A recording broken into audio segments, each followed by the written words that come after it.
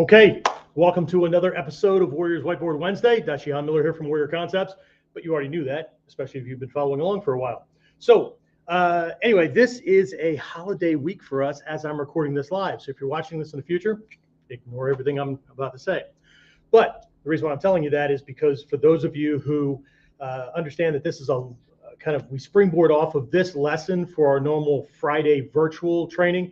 There is no Friday virtual training this week because of the holiday weekend. So this class will be, I know it says Friday virtual, it's going to be next Tuesday. Okay, so all the information's on the page if you're normally heading over there and do that. The time's been adjusted and all that. So anyway, but if you're in my Ninpo Masterclass program where they get both the Tuesday and the Friday virtual calls included and a whole bunch of other things, then it's not going to matter. Just know that there isn't a class this Friday. All right, so let's jump into things, right? So this episode, we're going to take a look at controlling his mind, right? One of my teachers used to remind us of two things. One, never be an accomplice to your own ass kicking. Okay, makes sense. And two, your job is to make him an accomplice to his. But how do we go about doing that, right? So, and while we'll talk about a problem here in a minute, so we'll lead off with a little quote here, right? One of the teachers that I work with a lot when I go to Japan, Shrey Sensei, he has this saying. He always uses this, right? When he's talking about thinking about how things work and how to gain the upper hand, right? While most fighters focus on being stronger, being faster, being trickier, that kind of thing, right? We're going to come at tricky from a whole different direction, right? We are going to use his own mind and his own response system against him. What Shrey Sensei always says is, good action do, good situation make. And I know how that sounds like. I just said we were doing psychological warfare, but it's going to be the actions. Well, it is, right? But what are our actions based on? Are they based on style, right? So we only have one way to do things because that's the official way to do things, right? Are they based on preferences? Are they based on, well, same thing everybody else does, okay? And again, we'll talk about that here. Well, as a matter of fact, let's just do that now, right? So the problem that we're going to focus on today, as I see it, is that far too often, well-meaning self-defense students, that includes martial arts people who are self-defense oriented. Yes, there's a difference. They train for nothing more than a slugfest, okay? So they learn their cool moves and all that kind of stuff, but they don't give much thought to how to set things up. And even if they do, right? If they do work in some psych tactics, right? Setting things up, doing little psych outs and things like that, right? These things are rarely more than what I would call high school fight tricks that everybody already knows, right? And so I warn students all the time, and if you follow this series, you've heard me say this again and again and again, right? Some of you guys are probably tired of me saying this, but I'm going to keep saying it until it sinks in, and that is that if we fight like everybody else, your job is harder because he already knows what you're going to do, right? He already knows those things. He probably uses those things all the time. And if he's been in a lot of fights, and here's the thing for a lot of folks that are doing self-defense training, one of the things that we have to recognize, right, is one, you're easy to beat, break, or kill. It's just the nature of the human body, okay? That's why our stuff works against theirs, but we can't have this delusion of invincibility, right? But the big thing we need to recognize is that any attacker that comes at us, right, especially criminal attacker, somebody out on the street, probably has way more experience at attacking than we have at either attacking or defending, right? I mean, we were raised as nice, good, decent people, right? And if you're one of the exceptions, fantastic. That means you know what it's like inside that bubble. You've probably been in there many, many times, right? Some people have been in there because they have a chip on their shoulder and they can't not let things go, right? They've got to be the toughest guy on the block. Whatever. Well, speaking of toughest guy on the block, there goes an emergency vehicle. Anyway, all right, so, but either way, right? We need to recognize that the more experience our opponent has, okay, the harder it's going to be to get the same kind of tricks past them, okay? And we have to be able to deal with their tricks. But for today, we're going to take a look at the psychology of fighting, or the psychology of self-defense, but specifically from the perspective of how the average human mind operates, right? Including our attackers, right? And how to use that against him, okay? And that's the idea, right? So we're going to take a look at three principal concepts. I have an extra one down here, so if I've got the time, I'm going to throw this fourth one in, which kind of brings everything together, bumps things up a notch. We'll see what kind of time we have, but that's what we're going to do, okay? So anyway, three principal concepts. And so what I'm going to do is take a look at something that we need to understand, and then how that itself produces the tactic, produces the thing that we're doing, okay? So again, if you're new to this stuff, if you're new to training, if you're still trying to figure out where your foot goes, which strike, where, that part of the technique, whatever, that's fine, right? Go through the training, take some notes, shelve it for a while, get some techniques under your belt, so to speak, yes, pun intended, and then you can break things out, because this tactical application is, I consider this to be intermediate training, all right? Intermediate into advanced stuff. And when I say beginner or basic, intermediate, advanced, I don't mean the color of someone's belt, right? Should it equate? I think so, but I never assume that someone's belt color is any kind of indication as to where they are skill proficiency wise in this whole paradigm, okay? So does that, make me a bad person? Probably to people that,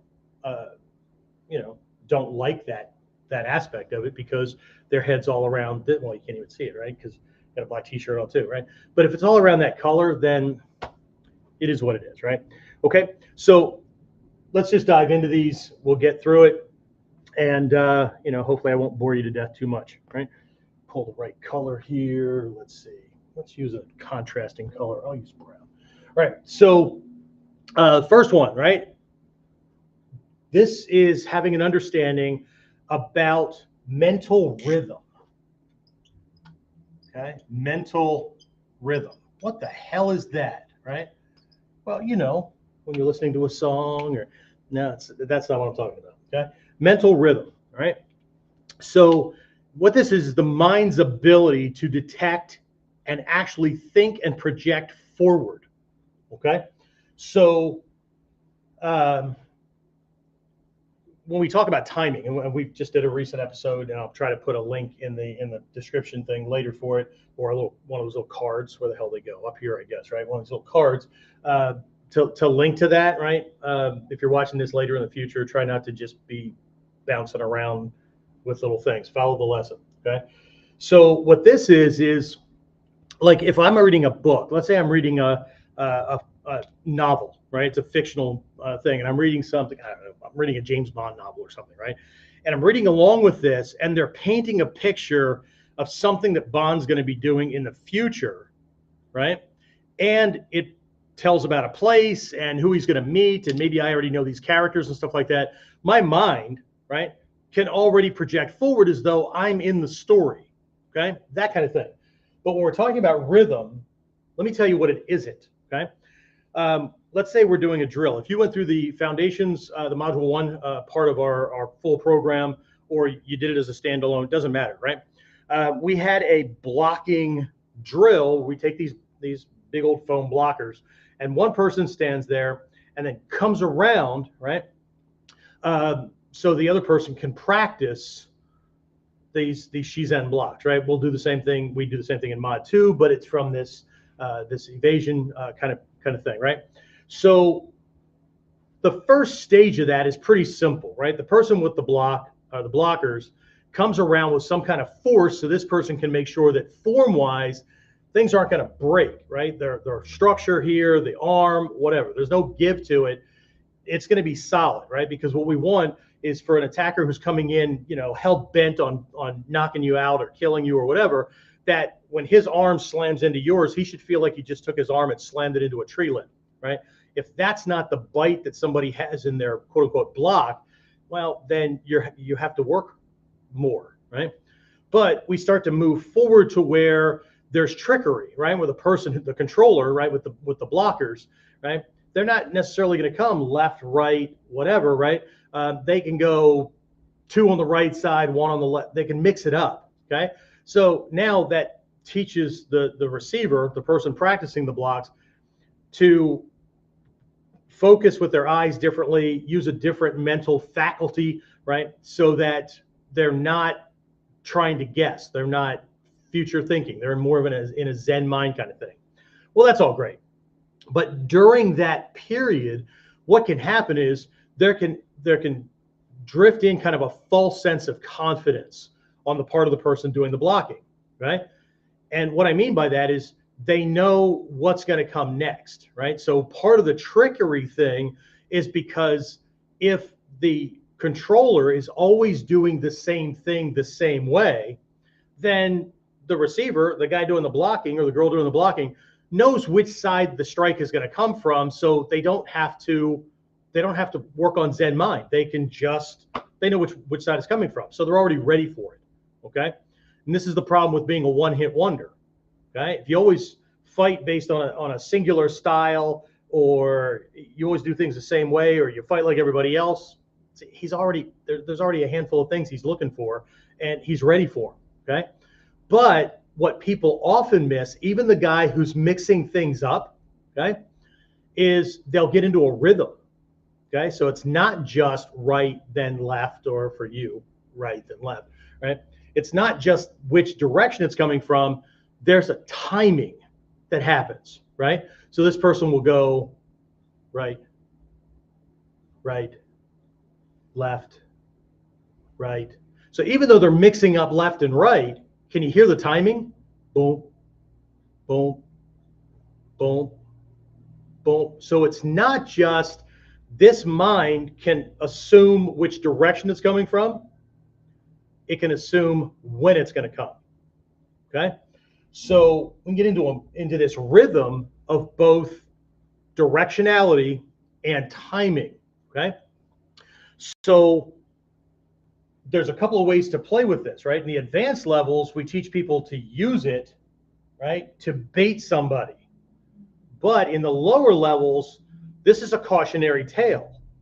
And the cautionary tale is don't do the same move or the same type of move more than twice.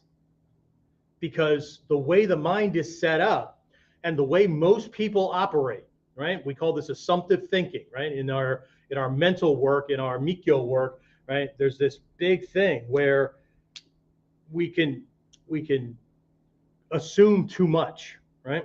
Somebody starts saying something, we finish their sentence. Even if we don't do it out loud, we do it in our head. And then when they don't say what we assumed they were going to say, right? We get agitated, we get frustrated, we blame them because we don't understand, or we're playing a game of mental catch up because we're doing this assumptive thinking, but we're not paying attention to what's going on in reality, right? In normal everyday things, it's okay if it works sometimes, doesn't work other times. In a self-defense situation, that's how you fucking die, okay? That's how somebody gets to jump on you. But they didn't get the jump on you. You gave them the jump, right? Because you're not fucking paying attention to what's going on in front of you. You're paying attention to what you think is going to be happening next, okay? But you know what? Attackers work the same way, okay? And so for the average human being, adults, 1, 2 kind of things start to happen, the mind will pick up on this rhythm and assume the next thing. So here's an example of that, right? I do, a kamae evasion on one side, I go 1, I go 2, right? Within that time period. Now, some people might be a little bit slow. It might take 3, whatever, right? But if you do the same thing again and again, their brain will jump ahead. They'll know where you're going to be when you get where you're going, and they'll just punch in that direction. Okay? They'll just meet you where you're going, right? So that's a hint for later if we get to the bonus. Okay? So the rule of thumb, tactic number 1 is never do the same thing more than twice. Okay?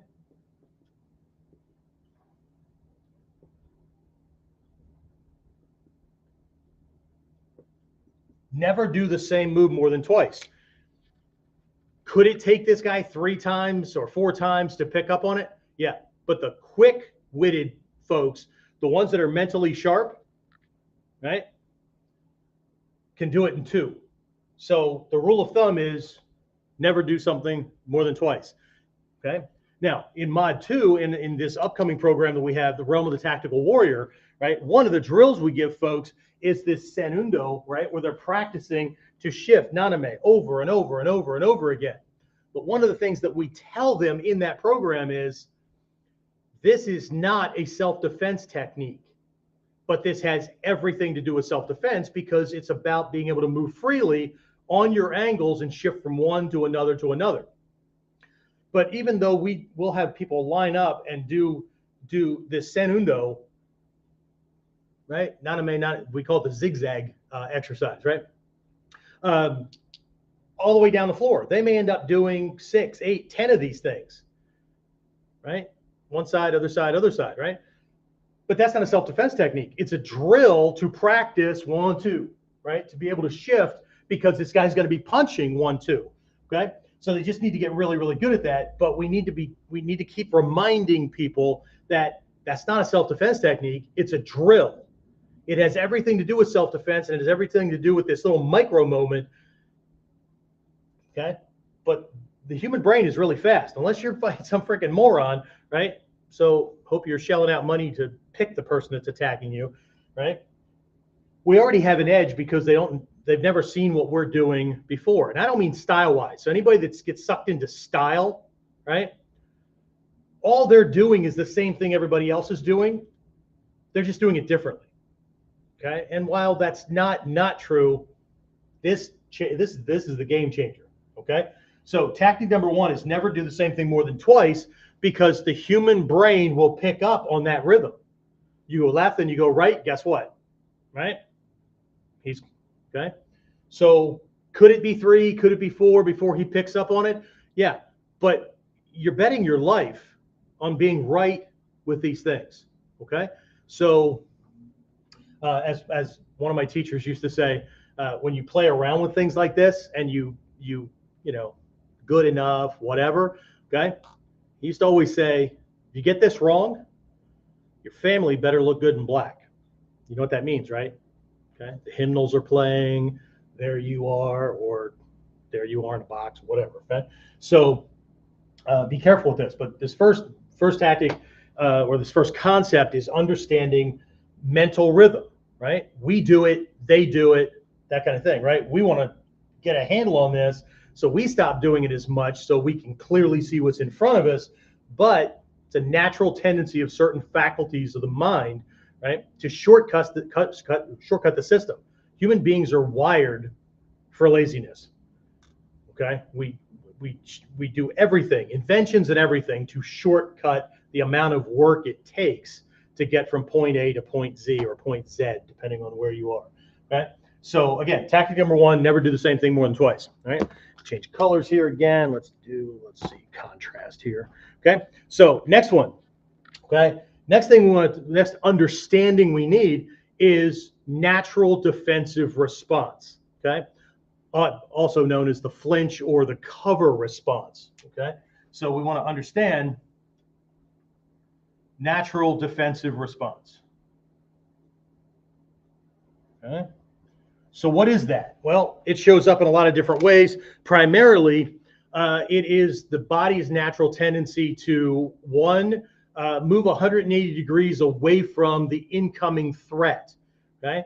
So somebody punches at your face or they stab at your eyes, you do this, right? They come at you from over here, right? You do this kind of a thing, right? They go at your gut, right? Or they go for your nuts or whatever, right? You move, right? But the body moves the target 180 degrees away from danger. It's a natural flinch response. The natural covering response is the body moving the extremities into a shield position, right? To cover the face, that kind of thing, right? So one of them is moving away, right? So let's say I reach out and I don't realize that the pot is as hot as it is, or the dish or whatever, and I touch it, boom, and everything flinches back. It tends to, there's another one that combines these, but we'll talk about that in a minute, right? But I move away from it. I don't move that way. I don't move past it or whatever. It moves away, okay? So this kind of hints at a third one I'll talk about here in a minute. The other one is, right, things come up, things come in, right? Something goes for my ribs, right? So you see one thing's happening to move the target away, but another thing pulls the limb in. Something goes for my groin or whatever. I don't just lift this way. My body may twist and turn and bring a leg in front of the groin or whatever. So that's another one that's going on.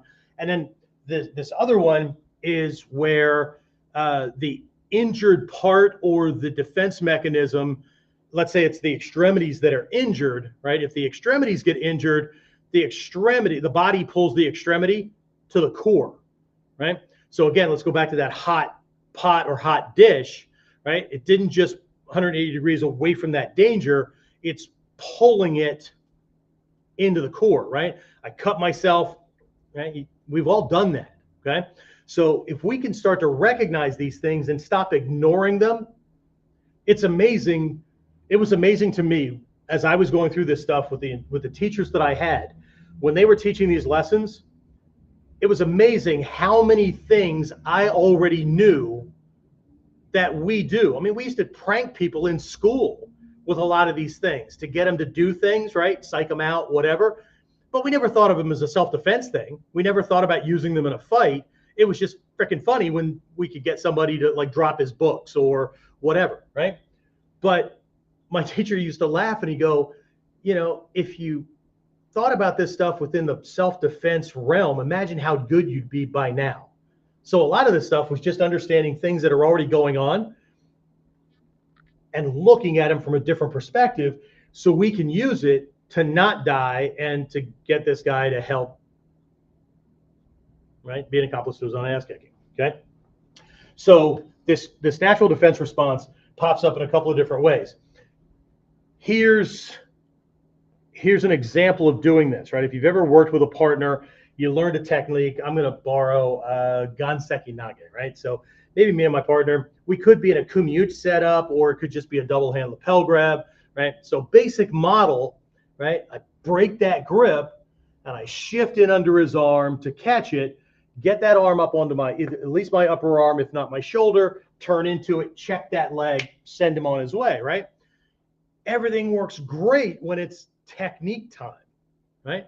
But if I try to do that in a randori scenario, right, break that grip and I move in, right, because we're moving faster, what happens, right? My partner's arm shifts down, right? I break his grip, but as soon as I go to enter right here, he closes that off, right? So there's that defensive response where the body's closing off because we're going fast. I know in training, my partner knows I'm doing a ganseki or something like that, musodori, whatever, okay? But on the street and at speed, this guy doesn't know what I'm trying to do to his arm. He doesn't know if I'm going for his ribs to punch or grab something. He has no clue. All he knows is that there's a weapon coming into this region right here. So his body will clear the ribs and close off the target, okay? So what the hell, right? So we have a really difficult time sometimes grabbing that hand for a wrist reversal or delivering that shot where he doesn't close things off or whatever, right? So the trick here, it's not a trick. The trick is in understanding this and getting good at it, right? The tactic is to draw his attention away from the thing that you actually want to do, okay? So what people will do, and this is what I mean by high school stuff, right? Because most people assume this. There's a story that Stephen Hayes wrote about in the book, The Ninja and Their Secret Fighting Art. So it was the first book in English that he had written while I think it was during his first trip to Japan to train with Hatsumi Sensei. He met Tanamura Sensei, head of the Genbukan, who then was Hatsumi Sensei's right-hand man. It was his cousin. And so that became his first teacher.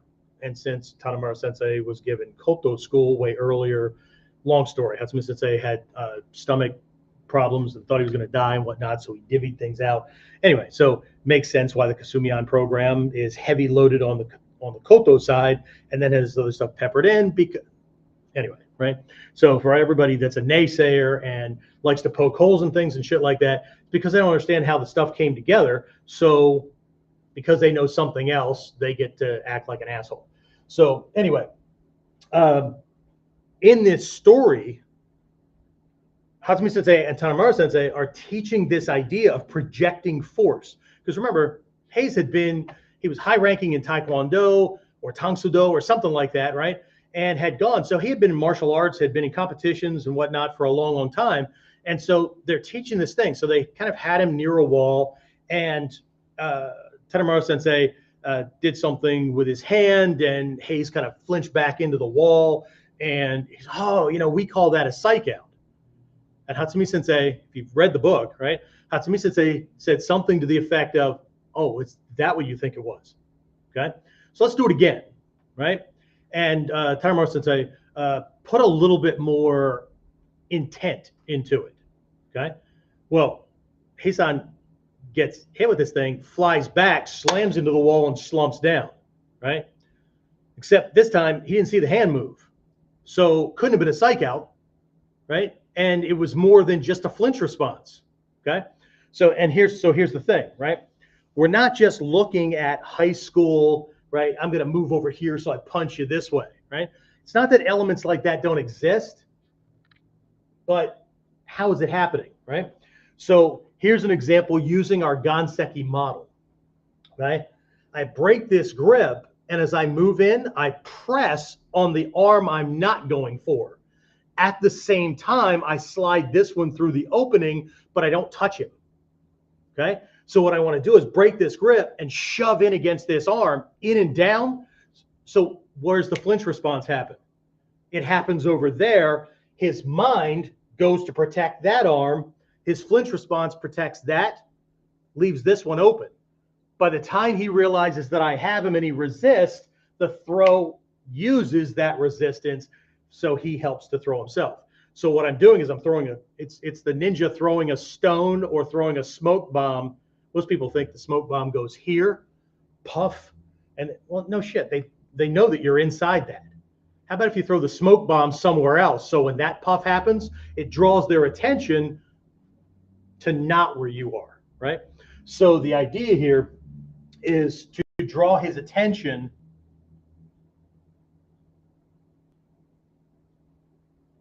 away from your technique. Okay, draws attention somewhere else. Okay, if we were doing Ichimonji no kata, we'll keep it simple, right? Ichimonji no kata, simply this way, coming in, delivering this to that side of the head. Okay, part of this distraction in Ichimonji no kata, most people think that Kyojutsu Tenkan, this disguising truth and falsehood, doesn't start until Kuno kata, right? This fifth model, right? We deliver, get him to look at this, and then we kick him, kind of thing, right? Except that it's in every single one of the Sanshin models, right? Because I'm going to control that arm, or I'm going to throw it. I'm going to get him to save one side of his body while I come in for this one. But I can also throw this in a way that's has more of that Kuno kata in it. So I break the model. Instead of keeping this nice and tight, I'll throw what a beginner's shuto, which is really big. So it draws his attention, right? So when I do this, right, it's coming into, well, I guess for you, it's coming into this side of the head, right? So what's he going to do? He's going to move his head. He's going to move his head away from that. I'm looking at my own reflection. He moves his head away from it. So his head is going in the opposite direction, right?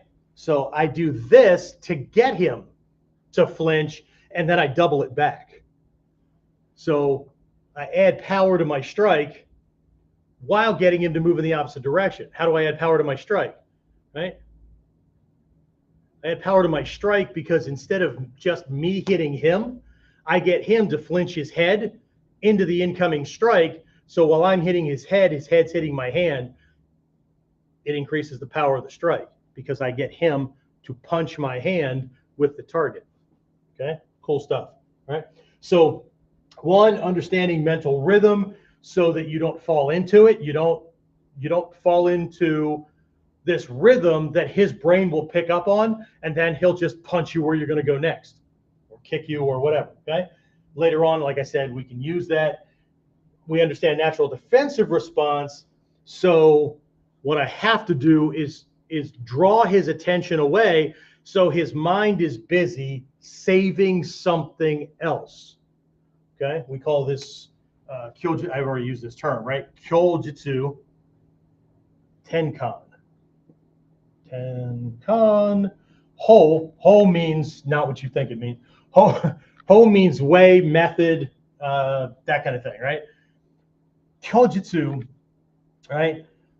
Kyo is truth. Kyojutsu, the whole thing, right, is the art of understanding the truth, that kind of thing, right? But kyojutsu, truth. Tenkan means to flip something, to juxtaposition it, to switch it, to flip it, to make it opposite. Okay, so truth and falsehood, right? This whole idea of truth, what is truth, what is not truth, that whole idea, right? Tenkan is flipping it, right? So it's the art of flipping truth and falsehood. But you can't do this unless you understand how he sees things.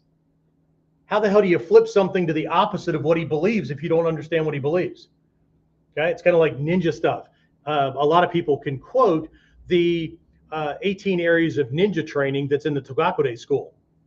Okay, so ninja had 18 areas of study. No, they didn't. They had 36 areas of study because they had to know the conventional 18 areas of conventional training for the average warrior, and then they had theirs because everything in ninjutsu is a variation of conventional skill sets.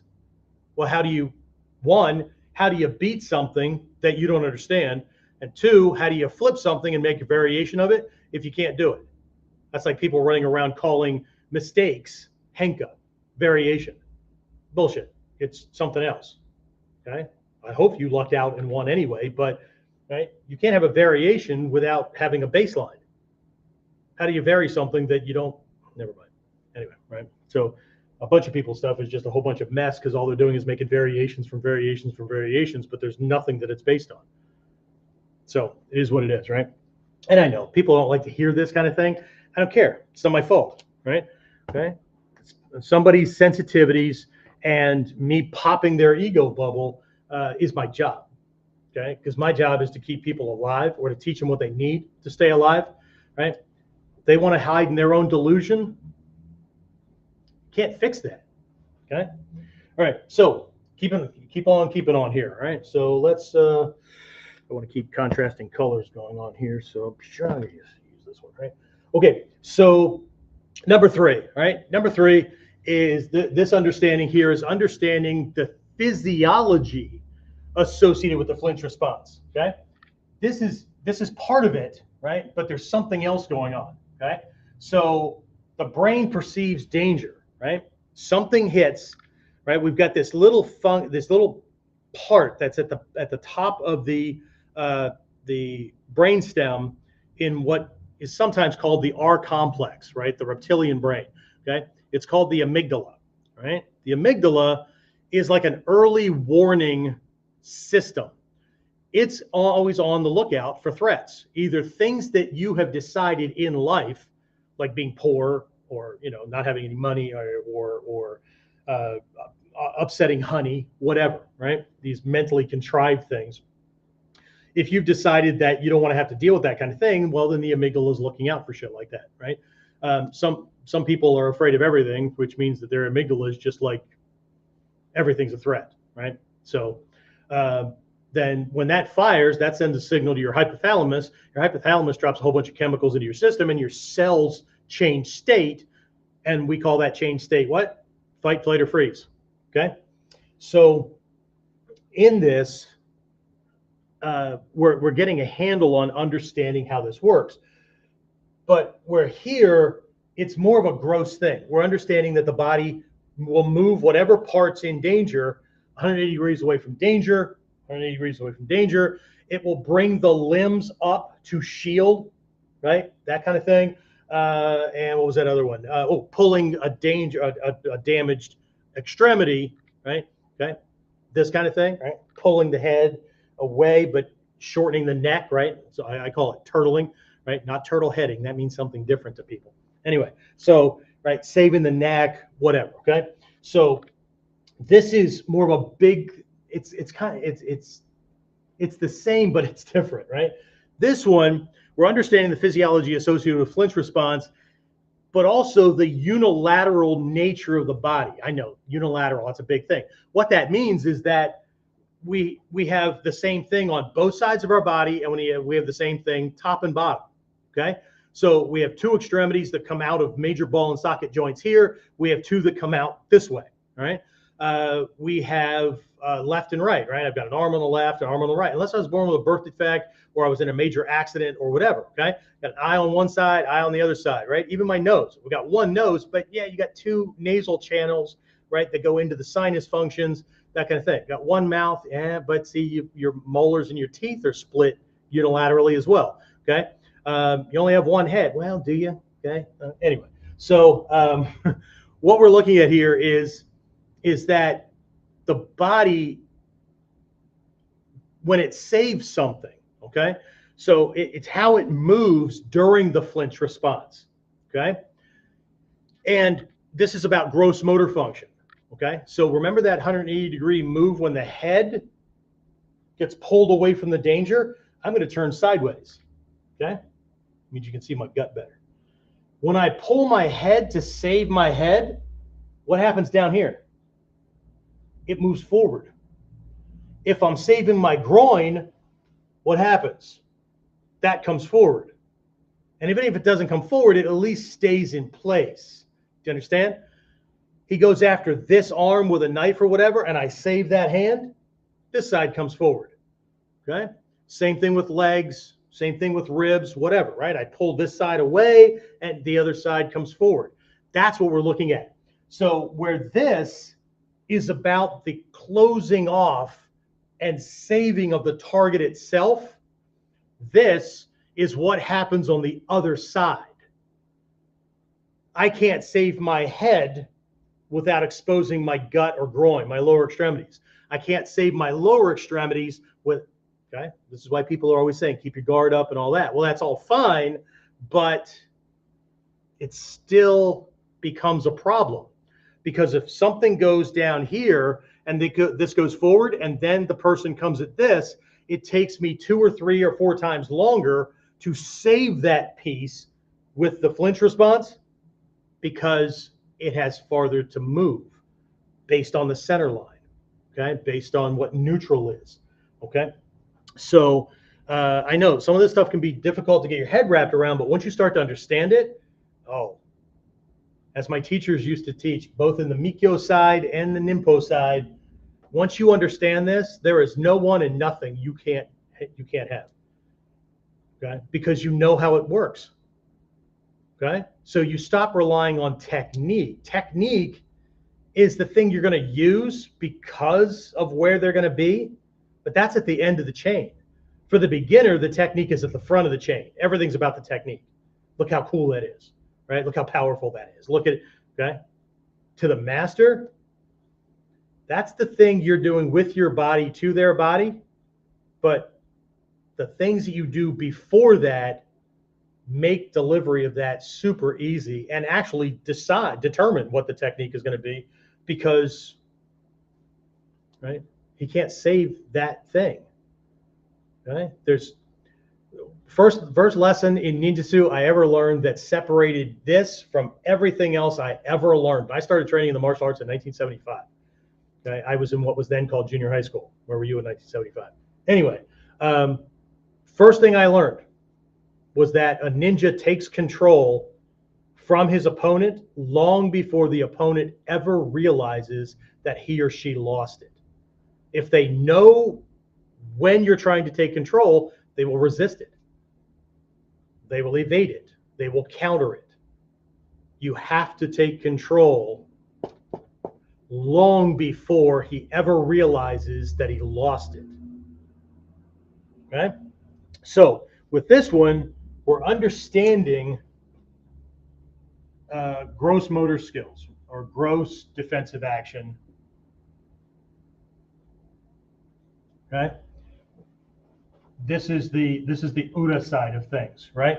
We're understanding that when he saves something, he simultaneously exposes something. Okay. This goes from just doing ganseki and wrist reversals and stuff off of grabs to recognizing that he throws one punch, I shift, he throws another punch, and I move and let his punch split the upright. So when he throws the next punch, because I'm right here, when he throws the next punch and I evade, a ganseki happens. Right? Students will hear me say this all the time. I'm not trying to do this thing. I'm not trying to pull, but a pull occurs. I'm not trying to catch a ganseki, but a ganseki occurs. What I'm doing is setting up the conditions so a ganseki can occur when he does this other thing, because he doesn't know that that's what he's set up for. He doesn't. All he knows is that he missed with that punch. I can't get him with this arm. My target's right there. And it just happens, right? Well, it doesn't just happen, right?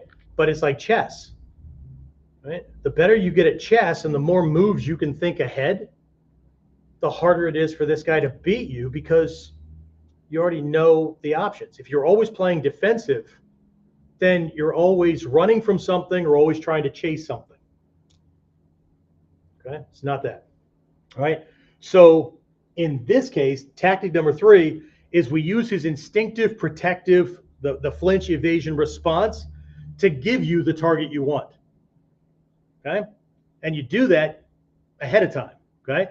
So, and again, I already covered this. You recognize that he cannot save any single part of his body without exposing another target at the same time. Okay.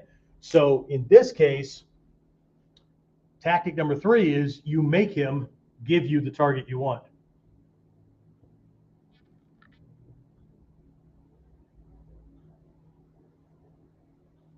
You make him give you the target.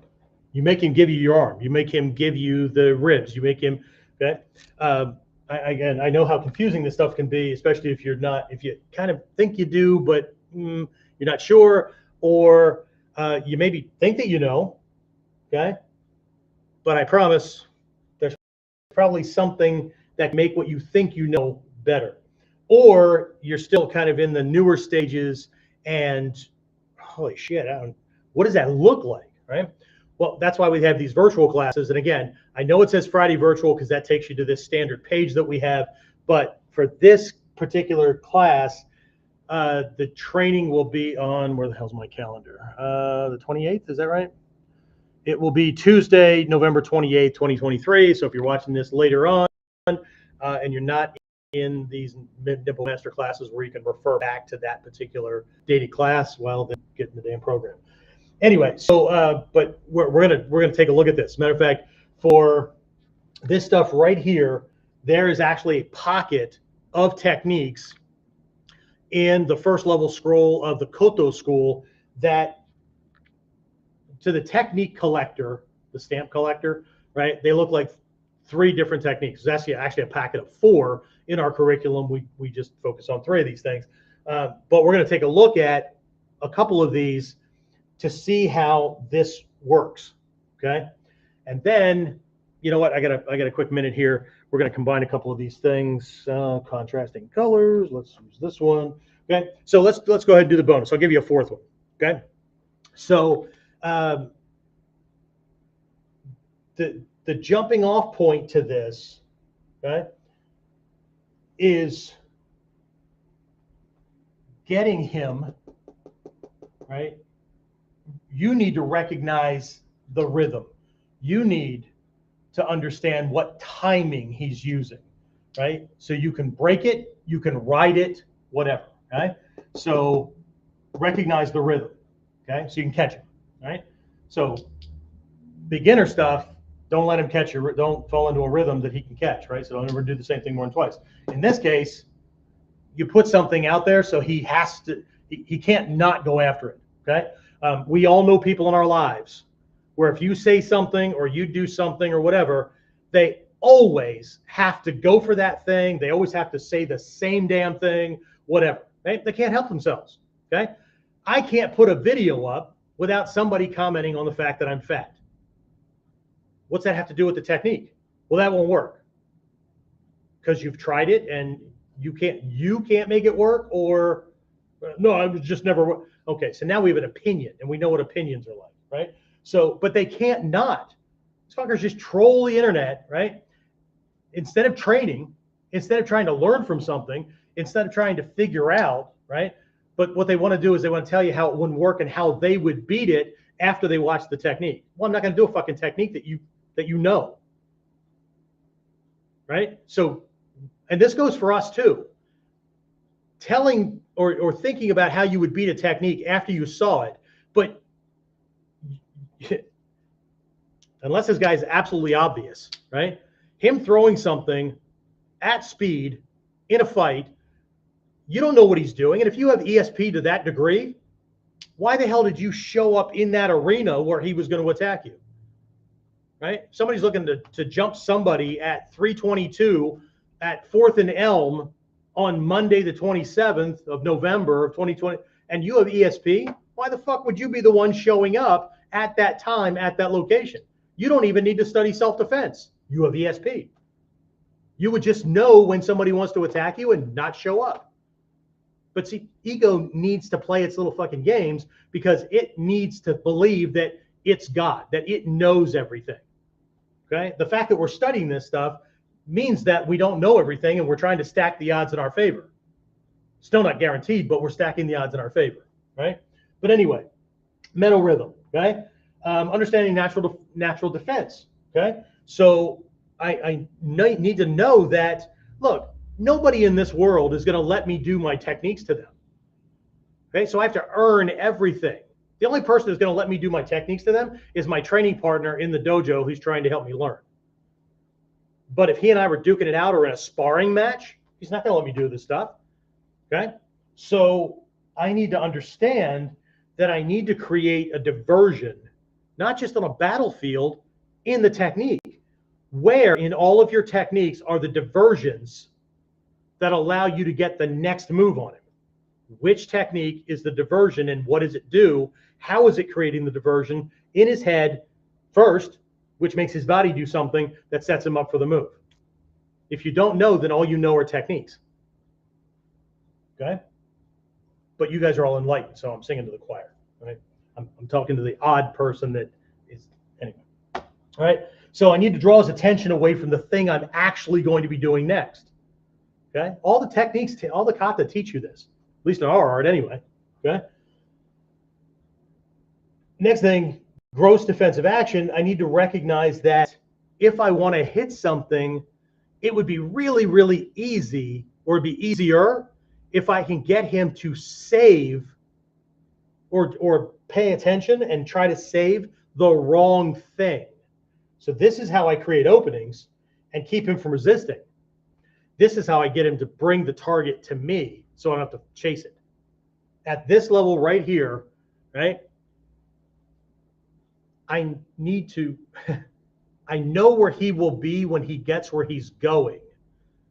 So I stop chasing the target and I just meet him there. Okay? Again, well, I was almost at Friday. The leapfrog class off of this one next Tuesday. We're going to take a look at these things, right? So here's the advanced one. Okay? The advanced one is knowing this stuff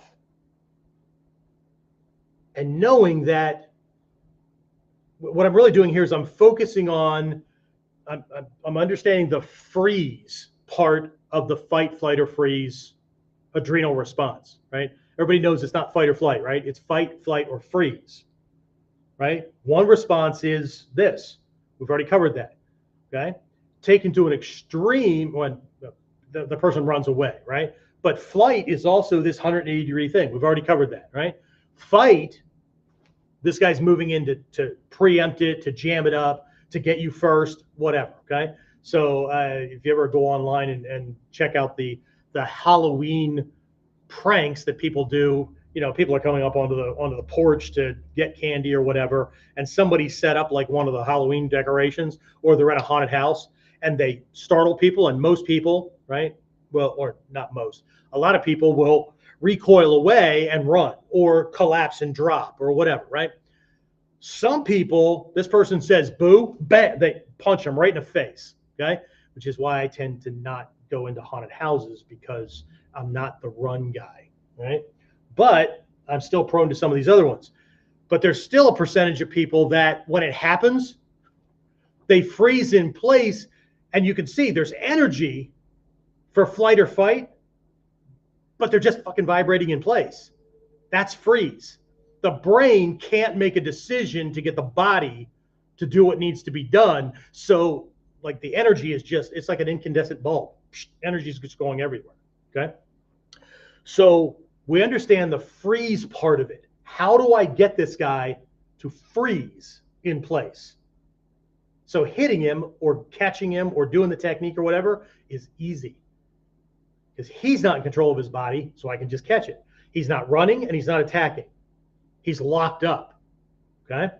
So we do this so that he can't move to deal with our attack. He can't escape, he can't defend, he can't resist, okay?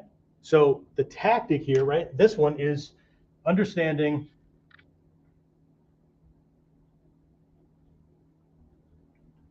the freeze part. I can't wait till somebody goes through this thing and they just like scrolling forward and all that, and all they hear me saying is understanding freeze. What the fuck is that? Okay. Which is why people can't learn from YouTube shorts. They think they can, but they're just wasting time instead of training, right? So we understand the freeze part. So the tactic is if you attack two targets on that unilateral thing, right? So we have a top and bottom, we have a left and right.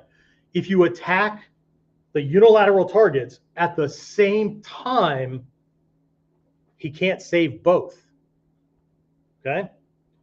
And because of the mixed signals to his brain, he may lose both. I'll give you a for instance, right? So the ideal is, let's borrow, and we'll do this on Tuesday just to make sure everybody gets this, right? There are three primary ways to do Kuno Kata and the Sanshin. For those of you in the Bujinkan, you understand the Sanshin, right? Kuno Kata, typically 1, 2, and then you deliver a kick. Yes? Okay? The Uda side to that, well, it's not really Uda. Variation, right? Primary variation of that is I deliver, I kick feint, and then I come in with the slam with the palm strike. Okay? So now the kick is the distraction, and then I pop him in the face because we're up here. He can't save one without exposing the next. The flip of that is I do the kick as a feint, and then I pop him in the face. But the actual Uda is I receive and I bring up both at the same time. I chamber the leg and lift the arm. So the ideal is he can't move both at the same time, so then I can use whichever one I want to hit him with. The plan B is already wired into the technique. He may have seen one or the other just before, and so when I break up both, they're both chambered to go. So whichever one he pulls to try to save, he gives me the other one. So I have to be free to be able to move to snag the one he gives me. Okay? See, there's always another level of proficiency with the skills. Okay? So the trick with this, the tactic is if you attack two targets at the same time, unilateral targets at the same time, okay? And it has to be this way, top or bottom, left, right, that kind of thing, right? If you attack two at the same time, right, you lock them up, okay? So attack both of the unilateral targets. The Japanese word in the scrolls, onaji. Well, it's not just in the scrolls, it's everywhere, right? Onaji means same time. So in scrolls, you may see step one, or not step one, but do this, do this, do this, and then either before it or after it, it'll say onaji. This is where people screw up kata, right? Because they're doing, I'll do that, and then I do that, and then I do that. What the hell is this onaji thing? Okay, what's onaji, right? Because they're doing it sequentially instead of paying attention that this is shorthand. Onaji says the following things you do at the same time. Okay. So anyway, that's what I have. I slipped them all in there. So you got 4 instead of 3. Understanding mental rhythm, never do the same thing more than twice. Understanding natural defensive response, where they're saving parts, right? 180 degrees away from danger. They're closing things off, or they're bringing injured or threatened limbs back to the core, that kind of thing, right? Understanding the unilateral parts of the body, that they can't save one side or top and bottom. They can't save one without exposing the other, right? But ultimately, this stuff all leads to, especially these two, leads to the idea of, I know if I can know where he's going to be when he gets where he's going, I don't have to chase him anymore. I can just meet him there.